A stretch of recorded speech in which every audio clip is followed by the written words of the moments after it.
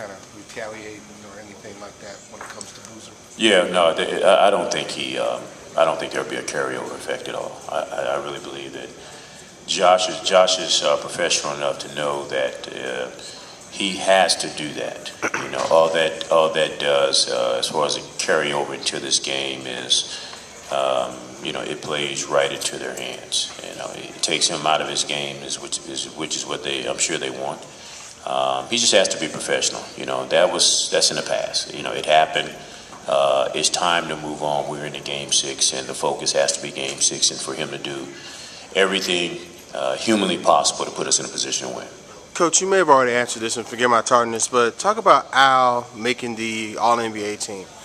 Well, you know, Al has had a great year. I think that's a true testament to, you know, his hard work, his commitment, and the fact that just every year he just seems to grow and to get better. And I'm really I'm excited for him. I'm proud of him.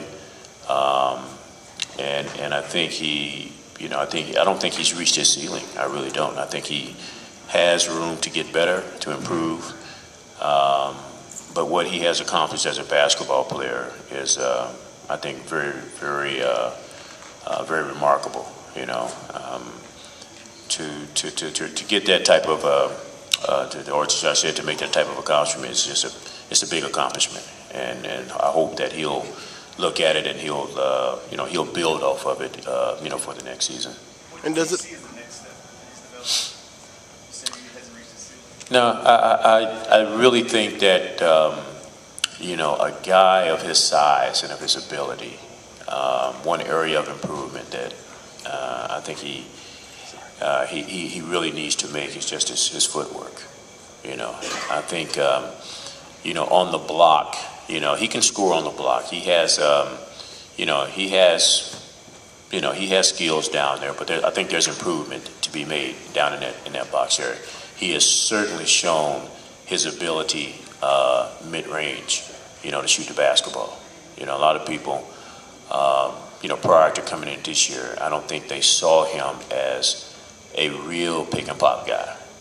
But he has turned into one of the, I think he's turned to one of the deadliest shooters in that mid-range on pick and pop. But I do think there's room for him to improve down on the block, on both blocks, you know, with his footwork.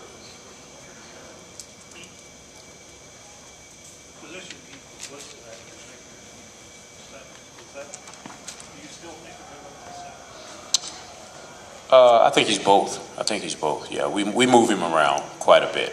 You know, when we go with the small lineup, he's definitely the center. And then with the big lineup, he plays the 4. But through the course of the game, you know, like you know, tonight's game, he'll start at the 4, but higher probability that he'll finish at the 5. So moving him around, he definitely plays both spots. And obviously, for Al to win this award, he had to get votes from a lot of the national writers. Does it say that finally people are starting to catch on to what not only Al is doing, what the Hawks are doing in general? Yeah, I think so. I really do. I think, you know, what he has accomplished over this year, I think people are starting to look at him in a different light, you know, because he just does so many things well. You know, he rebounds the ball. He can push it out on the break. You know, his mid-range game, he can score in the low post. You know, you just move him around, and he just does so many things. And I think he's just starting to really get a lot of national recognition. So is our team.